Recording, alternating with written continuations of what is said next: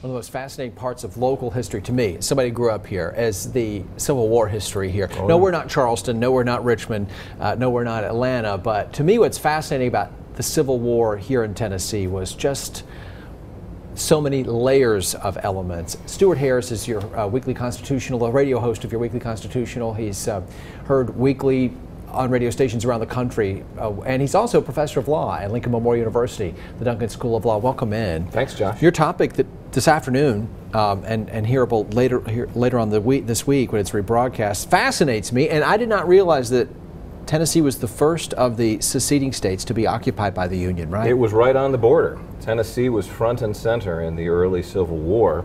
And indeed, Andrew Johnson, who was a senator from Tennessee and who had stayed in the U.S. Senate when Tennessee seceded, was appointed to be the military governor in Tennessee. I think it was as early as 1862. So Tennessee, and parts of it at least, especially in East Tennessee, were occupied early. And there was this sort of back and forth and push and shove. In fact, there was a great big battle near Knoxville when the Confederates tried to retake the city and failed.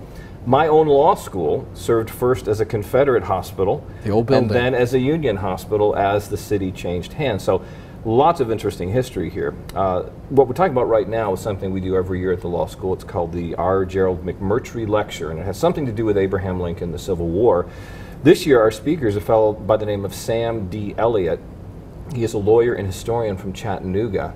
He's written a lot about the Civil War, and what he's talking about is the process through which Tennessee was officially readmitted into the United States after the war was over. Something that was a big issue for all of the seceding states.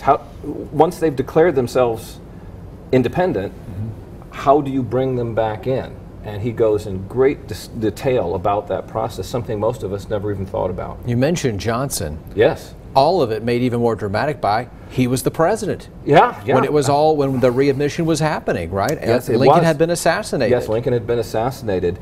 The big issue, Josh, was loyalty oaths. Because you've got a whole state that's been run primarily by Confederates, of course. But you had lots of loyalists. In fact, East Tennessee was mostly loyal to the Union. So the idea was we're going to only allow people who've been loyal to govern the state in the future. We're only going to allow those people to vote. But what's your standard? Generally speaking, unless you were a leading Confederate, all you had to do was swear an oath. But then the debate began, because Andrew Johnson, when he was military governor, was a real stickler, and he wanted one that was even more extreme than Abraham Lincoln did early on. So there's a whole debate there, whole discussion. Some people say he was just making political payback on all of his former political opponents.